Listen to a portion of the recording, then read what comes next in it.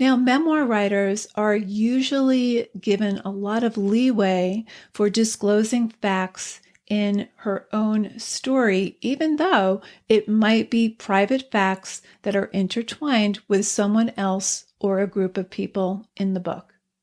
But it's an invasion of privacy when it's someone else's story.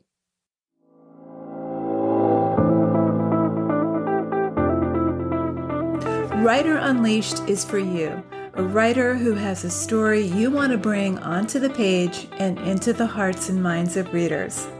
I'm Nancy Panuccio, writer, editor, and writing coach. And each week, we'll explore techniques, mindsets, and inspiration for writing stories readers can't put down. Thanks for spending some time with me today. Now let's begin.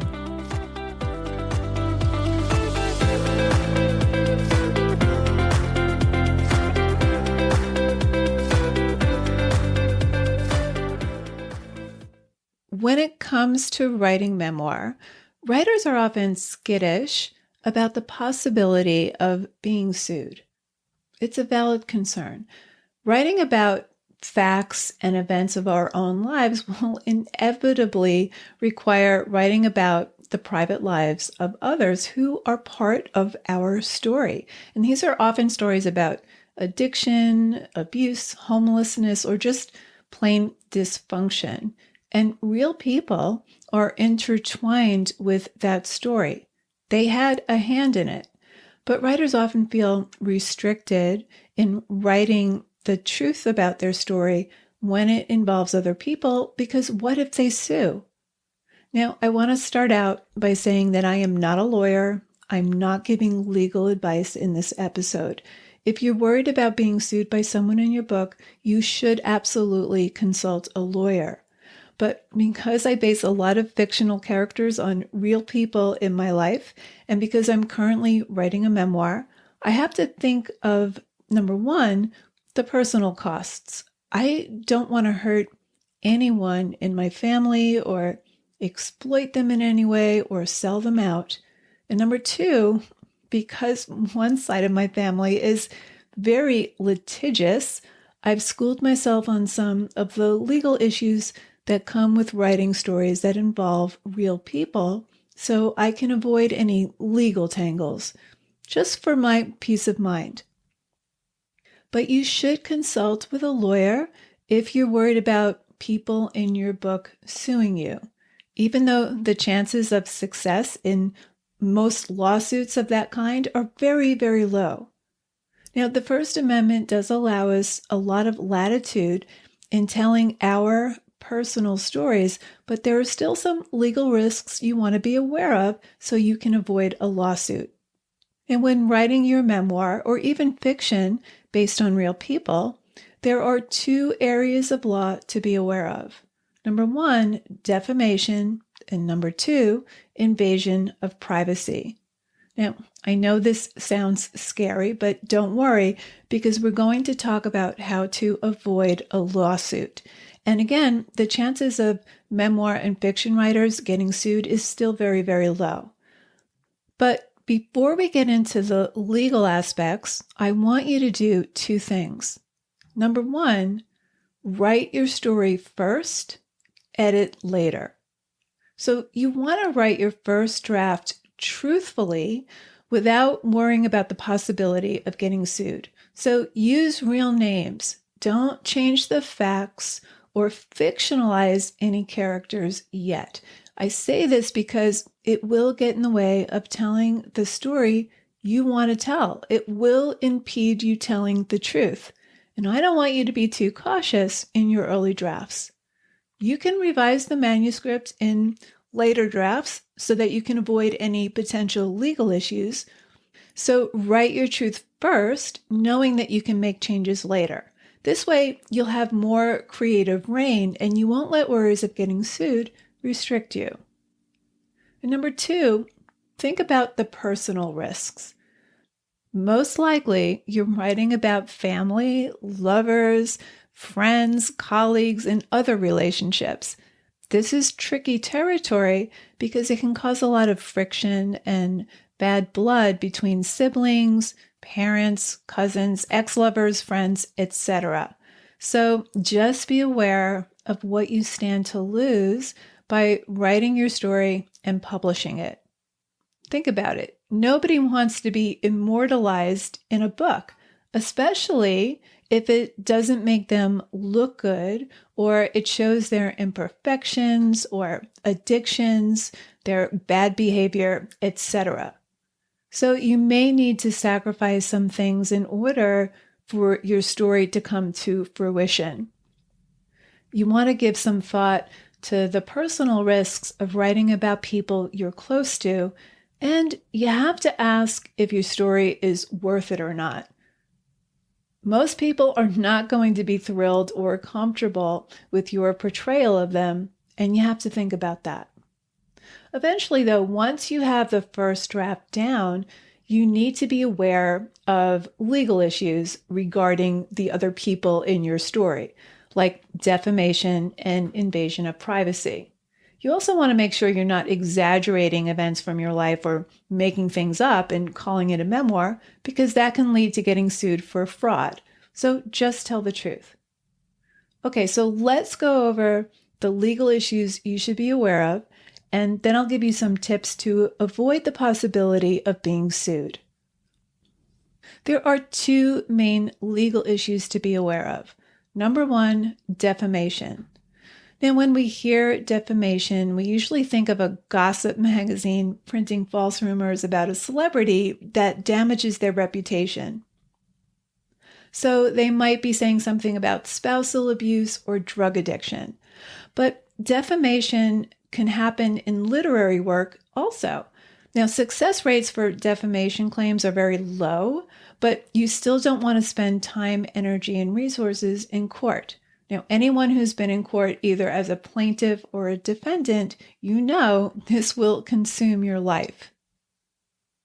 Now, there are two types of defamation. There's libel and slander. Slander covers the verbal form of defamation, so I'm not going to go into that. Libel is the publication of a false statement that injures a person's reputation. Now, I'm thinking of the Johnny Depp and Amber Heard case. He was suing Amber Heard for defamation for something she wrote about surviving spousal abuse. And she never even mentioned his name, but it was reasonable for anyone to expect that she was writing about her ex-husband. He claimed that it cost him his career and sullied his reputation. He won the case. So a libelous statement must be false and stated as fact. The defamed person must be living, but he or she does not need to be identified by name. The real person only has to be identifiable to readers through the details about their life. Now, a defamed party could also be small, identifiable groups. Let's say Scientologists or a football team. They can be defamed too.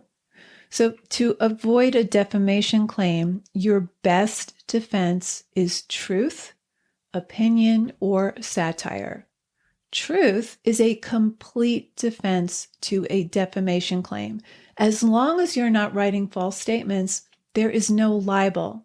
Even if the minor facts are incorrect, as long as the overall statement is true, there's no defamation. Opinions are also protected because opinions are neither true or false. But just saying it's your opinion does not automatically mean it's not defamatory. Even if you imply a false statement, that can still be considered defamation.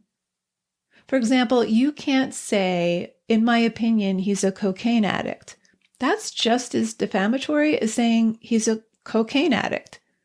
So you'll need to back up your opinion with facts. For example, maybe he went to rehab after getting arrested for having cocaine in his possession. So there's got to be facts to back it up. So to protect yourself from a libel claim, back up your opinion with the supporting facts. Now, if you're writing satire and exaggeration is part of the effect you want in your book, that's not considered to be a statement of fact, and so it's not liable. The key point with defamation is that it has to be a false statement that you're presenting as fact, and you don't have to use the person's name. Okay, legal issue number 2, invasion of privacy. Privacy is invaded when private facts that are not in the public's interest are made public. And here's where it gets tricky, because while the truth can defend you against a defamation claim, that same disclosed truth can lead to an invasion of privacy. Usually, an invasion of privacy claim has 3 aspects to it. Number 1, private facts that are not of public interest are disclosed. Number 2, there's been an intrusion into a person's private life. And number 3, the person is portrayed or misrepresented in a false light or in a way that would be highly offensive to any reasonable person. Now, the injured person, again, must be living, and the private facts in your story must cause harm to this person's reputation, either personal or professional. They can't just say they're embarrassed. They have to prove that it injured their professional or personal life. The injured person must also have a reasonable expectation that the fact you disclosed in your book was to remain private. But let's say the fact or event you wrote about occurred in a public setting. Then there's probably no expectation of privacy. Usually, the crucial point in a right to privacy claim is whether the disclosure was of public interest. Maybe it's a cult you're writing about. Maybe you're writing about a cult leader that abused his power. That is of public interest. And so an invasion of privacy claim probably wouldn't stick. Now, memoir writers are usually given a lot of leeway for disclosing facts in her own story, even though it might be private facts that are intertwined with someone else or a group of people in the book. But it's an invasion of privacy when it's someone else's story. So say you're writing about a woman who was sexually assaulted during a fraternity party, but it was never made public or even reported as a crime. Now, the facts may be newsworthy, but revealing the identity of the victim is not a matter of public interest. That is an invasion of privacy. Okay, now that you have an understanding of the laws that might give you trouble when writing your memoir or your novel, here are 5 tips to help you avoid litigation. Tip number 1, take stock of all the people in your story. List each one. Who's living? Who's dead? Are there any famous public or private people in your book? List them all. And then determine if your characterizations of these people or the story events involving them are negative or favorable. If it's favorable, your chances of being sued are very slim, but keep in mind that what you consider favorable may be vastly different from what the people in your story consider to be favorable. So really have a think on this. Now, if it's negative, you may want to take a closer look and maybe consult with a lawyer. Now, if the person is dead, then you don't have to worry about defamation or invasion of privacy. Sue Silverman wrote her memoir, Because I Remember Terror Father, I Remember You, after both her parents had died. This was not by any account a favorable representation of her father or even her mother. Her father was a high-ranking and respected government official. He abused her. The story is true, but I think if her parents, and in particular her father, were still alive, it would have been harder for her to write it. although I'm not sure he would have successfully sued her for defamation because her story was true and her older sister could corroborate it. And truth is the ultimate defense. Now, if the person you're writing about is a public figure or celebrity, they will probably have a hard time proving invasion of privacy because their lives are considered to be of public interest. And so there's less expectation of privacy. So tip number 1, list all the people in your story. Tip number 2, list the facts and scenes that might be objectionable. Are the facts or events you're writing about private? Are they public? Are they newsworthy? Public facts are fair game. For example, if your brother was drunk at your sister's wedding and got into a fight and the cops were called, that is a public fact. Private facts will need more scrutiny.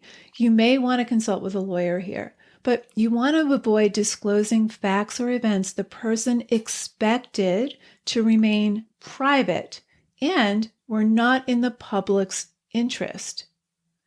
The First Amendment tends to yield to public interest, but what you believe to be public or of public interest may differ from what others believe to be public or of public interest. So you might still risk a defamation claim, so make sure you consult with a lawyer.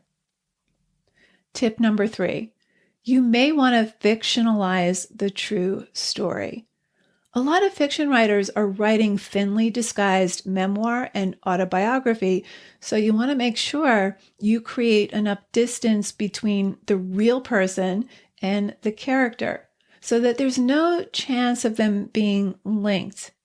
So you can change the name, gender, age, physical traits, personality quirks, personal history, where they live, friends, family, time, setting, etc. You just want to make sure they can't be linked to the real person. Tip number 4, list the facts that need verification. Maybe you need to interview some people. Keep records of your research, record interviews, keep a running document on your fact-finding. You want proof that you have not made negligently false statements. So document, document, document. Cover all your bases. Tip number 5, find the parts of your story that might be objectionable and share those sections with the person you're writing about. Have an honest discussion. I once worked with a writer who was writing her memoir about her mother's addiction, and she shared her drafts with her mother all throughout the writing process. The memoir was a very compassionate rendering of her mother. Now, she didn't let her mother off the hook, but her empathy for her mother and the complexity of addiction in families really came through. And she was open with her mother about why she needed to tell her story. You know, our stories can be redemption and salvation. They really are a lifeline, so we need to tell them. So show the person the sections of your manuscript you think they might find offensive or objectionable. They could give you their consent. They can suggest changes. They may also request that you change their name. So if you have a decent relationship with the people you're writing about, just be open about it. Robin Hemley, who wrote a memoir about his sister who suffered from schizophrenia and died in her 20s, showed his mother the galleys of his manuscript. She was part of his story. Now, if you're writing about physical or emotional abuse, I'm not recommending you reach out to your abuser, but if you have a decent relationship with anyone in your family, be open about what you're writing about and why. This can lead to profound healing within families. And you may want the subject of your story or even a third party's cooperation. For example, you may want to access personal photos or journals. I'm thinking of Krista Pavarani, who wrote the memoir Her about her twin sister who died of an overdose. Her mother was not exactly portrayed in a positive light, but Krista went to her mother so she could look through her sister's journals to get some insight into a tragic rape that led her to addiction and eventual death. Okay, let's wrap this up. The two areas of law you want to be aware of are, number one, defamation, and number two, invasion of privacy. Here are some tips to protect you against the possibility of litigation. Number one, list all the people in your book. Are they living? Are they dead? Are there any public figures or groups, celebrities, or private people on that list? Number two, list the scenes and facts that might be construed as objectionable. Are they private? Are they public? Are they of interest to the public? Is it a fact? Is it true? Number three, fictionalize. This is for my fiction writers. Make sure you disguise characters based on real people by layering in as many disguising details as possible so that there's no connection. Number four, list all the facts that need deeper verification. Interview people, record them if you can. Do your research, do your due diligence, and document everything. Tip number five, share any objectionable sections of your manuscript with the person involved. As long as you have a decent relationship, allow them to be part of the process. And here's a bonus tip. Don't use your memoir or novel as revenge. That might be good starter fuel, but as you write deeper into your story, investigate your own part in what happened to you. For example, Catherine Harrison's memoir, The Kiss, is about her consensual affair with her estranged father, who she reunited with when she was 20 years old. I think her father was a pastor or some other kind of spiritual guru, but she didn't write the memoir to out her father, who was still alive when the memoir was published. She wrote the memoir to understand what drove her to have the affair with her father.